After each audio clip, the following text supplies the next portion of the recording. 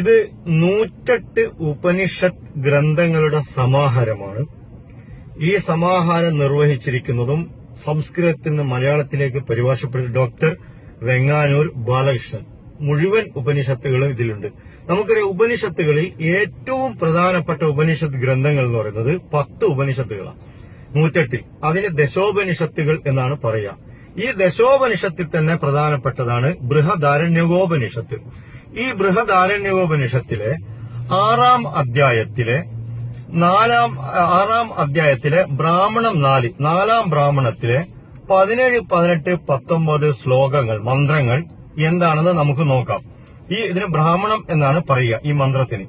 ഇതിൽ പറയുന്നു, ദമ്പതിമാർ വിവാഹത്തിന് ശേഷം പുത്രി ഉണ്ടാവണമെങ്കിൽ അല്ലെങ്കിൽ പുത്രൻ ഉണ്ടാവണമെങ്കിൽ എന്ത് ചെയ്യണം?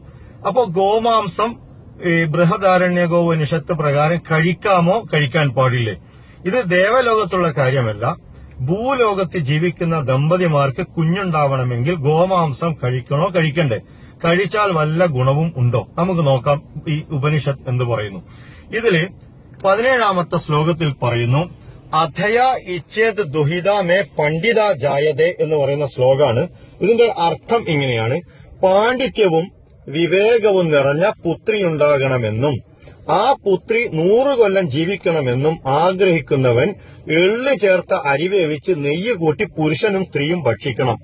അടുത്ത ശ്ലോകത്തിൽ പുത്രനാണ് വേണ്ടതെങ്കിൽ പണ്ഡിതനായ, അതിൽ അധയ ഇച്ഛേത് പുത്രോ പണ്ഡിതോ വിഗീത സ്മിതം ഗമഹ എന്ന് പറയുന്ന ശ്ലോകത്തിൽ പറയുന്നു, പാണ്ഡിത്യം തികഞ്ഞവനും ശ്രേയസ്സുറ്റവനും നല്ല വാക്കുകൾ പറയുന്നവനുമായ പുത്രൻ തനിക്കുണ്ടാവണമെന്നും അവൻ വേദങ്ങളെല്ലാം പഠിക്കണമെന്നും ആഗ്രഹിക്കുന്നുവെങ്കിൽ 100 വർഷം ജീവിച്ചിരിക്കണമെന്ന് ആഗ്രഹിക്കുന്നുവെങ്കിൽ മാംസം ചേർത്ത ഭക്ഷണം പാകം ചെയ്ത് നെയ്യ് കൂട്ടി 2 പേരും ഭക്ഷിക്കണം.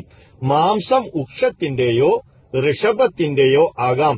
ഋഷഭം എന്ന് പറഞ്ഞാൽ കാളയുടെ മാംസം.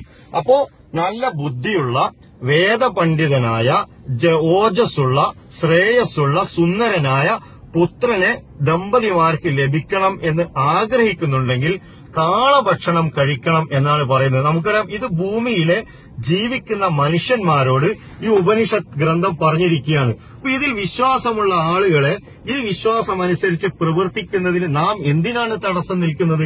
ഇത് ദേവലോകത്തുള്ള ഇന്ദ്രനോടോ വരുണനോടോ മിത്രനോടോ ഒന്നും പറഞ്ഞതല്ല. ഭൂമിയിൽ ജീവിക്കുന്ന മനുഷ്യരായ ദമ്പതിമാരോട് ഉപനിഷത്ത് ഗ്രന്ഥം പറഞ്ഞിരിക്കുകയാണ്, ഋഷഭത്തിന്റെ മാംസം കഴിക്കണം, ബുദ്ധിയുള്ള ആൺകുട്ടി ഉണ്ടാവണമെങ്കിൽ, വേദപണ്ഡിതനായ ശ്രേയസ്സുള്ള ആൺകുട്ടി ഉണ്ടാവണമെങ്കിൽ. Thank you very much.